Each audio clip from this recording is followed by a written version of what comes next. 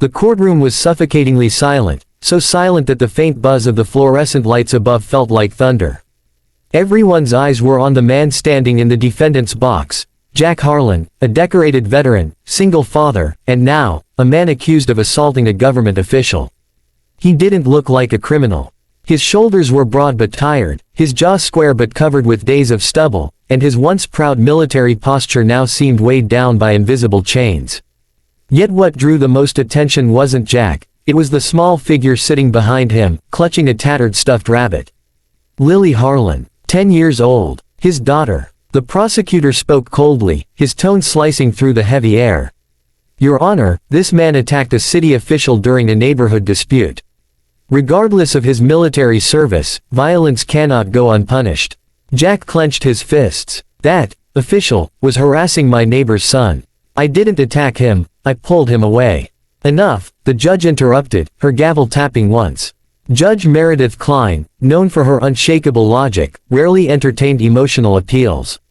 Her eyes were sharp behind her glasses, and her posture screamed control. Mr. Harlan, she said, this court isn't here to weigh moral righteousness. It's here to determine if you broke the law. Continue with your testimony. Jack's voice was low. I did what I had to. You can strip me of my honor, but I'll never regret protecting a kid. The crowd murmured. The judge silenced them with a glance. From the back, Lily's eyes shimmered with tears she refused to shed. Her father had always taught her one thing: never cry in front of people who don't deserve to see your heart break. When the court recessed for a short break, Lily tugged on the sleeve of a young female journalist sitting beside her. They don't understand him, she whispered. They don't know what he's been through. The journalist smiled softly. Sometimes, the world doesn't listen to good men until it's too late. Lily bit her lip. Then I'll make them listen. When the recess ended, the judge prepared to resume. But before anyone could speak, a small voice rang out. Your Honor, Lily said, standing on trembling legs. Every head turned. The bailiff started to motion her back, but Judge Klein raised a hand. Let her speak. The little girl stepped forward, her stuffed rabbit still in one hand, her eyes blazing with something beyond her years. My name is Lily Harlan, she said clearly. And the man you're calling a criminal is my dad. He's a hero. He saved lives overseas. He saved mine when Mom died. He saves people because that's who he is. The room was still. The prosecutor sighed in annoyance, but Lily went on, voice quivering but unbroken. You can put him in jail if you want. But you should know something. She took a step closer, locking eyes with the judge. If you free my dad, I'll heal you. The judge frowned. A murmur of confusion rippled through the audience. Excuse me, young lady. Lily nodded earnestly. You're sick. You've been hiding it. You don't tell anyone because you're afraid it'll make you look weak. But it hurts every day, right here. She pointed to her chest. And it's getting worse. Gasps filled the courtroom. The judge froze. Her hand instinctively went to her ribcage. How could this child know? The prosecutor jumped up. Objection. This is outrageous. But Judge Klein raised her hand again, silencing him. Her face had lost its color. How do you know that? She asked quietly. Lily's voice softened. Because I see things sometimes. Dad says maybe it's from Mom. She was a nurse, and she used to say love lets you feel what others hide. When you walked in, I felt something cold and hurting inside. I don't know how to fix it yet, but I can try. If you let him go, I promise, I'll help you get better. The courtroom erupted with whispers. Some laughed, some gasped. The judge stared at her, shaken but silent. Bailiff, she murmured, escort the child back to her seat.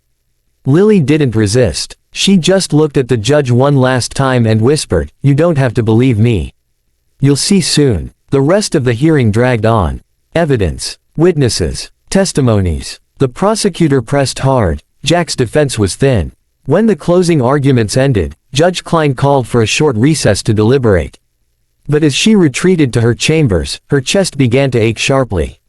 She gripped her side, gasping quietly. For months, she had ignored the pain, afraid to admit that the diagnosis she feared might be true. Now, it burned like fire. Her vision blurred. She collapsed against her desk. A knock echoed, then shouting. The bailiff burst in, catching her before she hit the floor. Minutes later, paramedics rushed her out. The courtroom buzzed with chaos. Lily's eyes filled with tears as she clutched her rabbit tight. "It's happening," she whispered. Jack, despite the guards around him, yelled, "What's going on?" "The judge," someone shouted. "She's having a cardiac episode." Without thinking, Lily ran forward. "Let me see her." The guards tried to stop her, but one of the medics, a kind woman named Sarah, hesitated. "Let her. The judge isn't responding." Lily knelt beside the unconscious woman. The monitor beeped erratically. The girl placed her small hand over the judge's heart, closed her eyes, and whispered something no one could quite hear. A glow seemed to flicker in the air, not light, exactly, but warmth. A hush fell. Moments later, the monitor stabilized. The judge's breathing eased. Her eyes fluttered open. Everyone froze. Lily smiled weakly. "Told you I'd help." Then she fainted.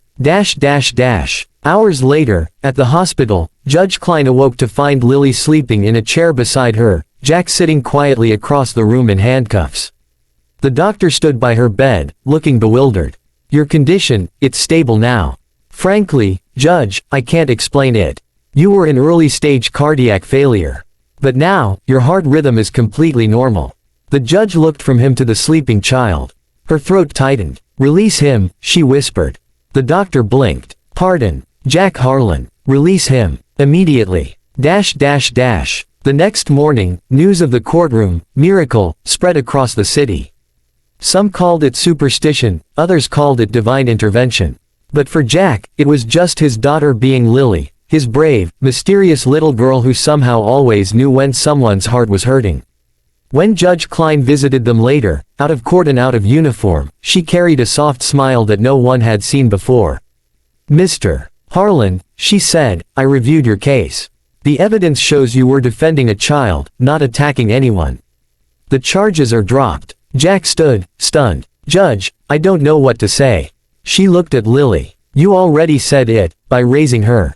Lily giggled softly, still pale but smiling. "Told you I'd heal you." The judge knelt to her level. "You did. In more ways than one." Jack's eyes watered as he pulled his daughter close. "I don't know how you do what you do, sweetheart." Lily shrugged. "Mom always said hearts talk to each other. You just have to listen." The judge smiled. "Then I think your mother left you a gift, and a purpose." Months passed. Jack found work as a counselor for veterans. Judge Klein started a new initiative for families of soldiers struggling to reintegrate into civilian life. But she and Lily shared a secret. Sometimes, when the judge's old heart pain flickered faintly, she'd feel warmth spread through her chest again, as if that little girl's presence lingered near. One afternoon, she invited the Harlans for dinner. As they laughed over homemade pasta, Lily suddenly went quiet. "What is it?" the judge asked gently. Lily frowned. "You're okay, but someone else isn't. A man in the hospital. He's really sad, like he's lost everything." Jack and the judge exchanged glances. "Can you tell where?" he asked softly. She shook her head. "No, just that he's scared, and alone." The judge reached out. "Maybe that's your next person to help." Lily smiled faintly. "Maybe, but I can't do it alone." Jack placed a hand on her shoulder.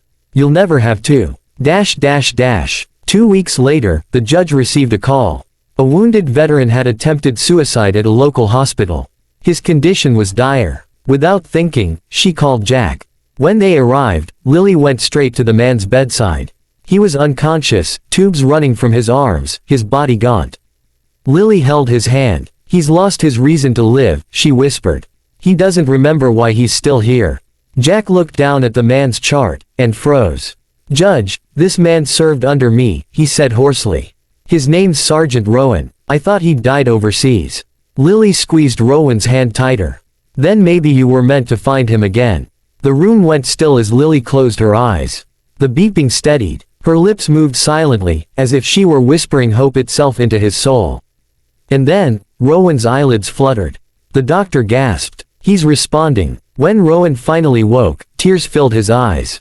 "Jack, you came back for me." Jack choked out a laugh. "Looks like we both got a second chance." Lily leaned against her dad's arm, exhausted but smiling. "Told you, Daddy. Healing doesn't just mean fixing hearts, it means reminding people why they beat." Months turned into years. Lily's gift became a quiet legend among those who knew her, a girl who didn't heal with medicine but with love. Jack raised her to be humble, strong, and kind. Judge Klein became part of their family, watching as the little girl who once stood trembling in court grew into a young woman who carried light wherever she went. And sometimes, when people doubted miracles, the judge would simply smile and say, "I once saw a little girl stand before the law, defy fear, and heal a broken heart. Believe what you want, but I know what I saw." Because that day, in a silent courtroom, when a 10-year-old girl said, "Free my dad, and I'll heal you," the world had laughed. Until she did.